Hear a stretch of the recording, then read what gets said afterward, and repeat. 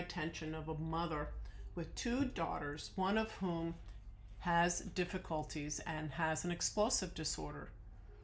The mother has a really difficult time with that pattern of response. She gets triggered, and when they targeted the memory of this happening 9 years before, it completely resolved. 0 SUD, 7 VOC, clear body scan. The client comes back in, she reports that there was no change in her experience in relationship to the daughter's explosive behavior. So what's the problem? Maybe they need to continue because there's such a large memory network of experiences. Okay, that's one possibility. But another possibility was that there was a lack of clarity around what the desired response to that kind of situation would be. In talking further with them, it became clear that that was missing, and that there was some implicit understanding that the way to respond is to be calm.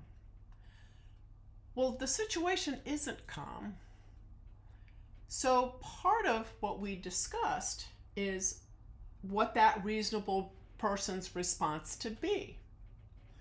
And what we came up with was it's appropriate to be on alert.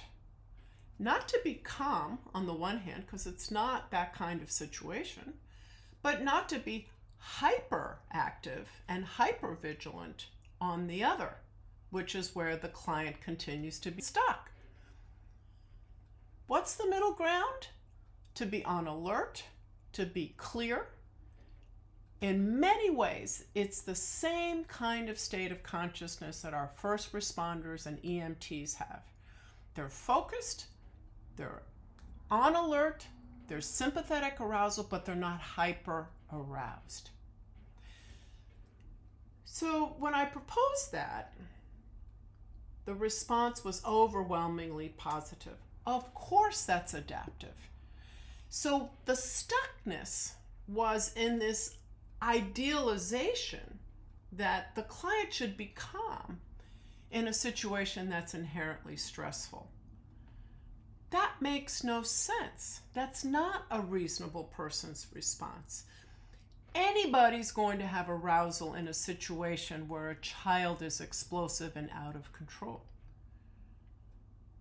Being alert, being sympathetically aroused but not hyper aroused, was the key to helping the client find an alternative pattern of response that was reasonable, that was adaptive, and where she could be successful. So, takeaway, start at the end, because the absence of the negative doesn't automatically translate into the positive.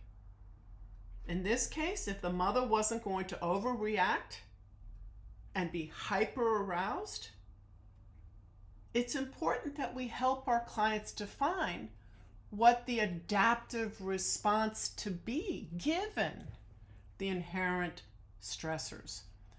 So start at the end and define what that outcome's going to look like, feel like, sound like, be like.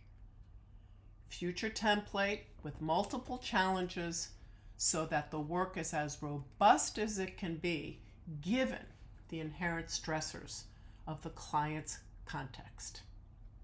Thank you.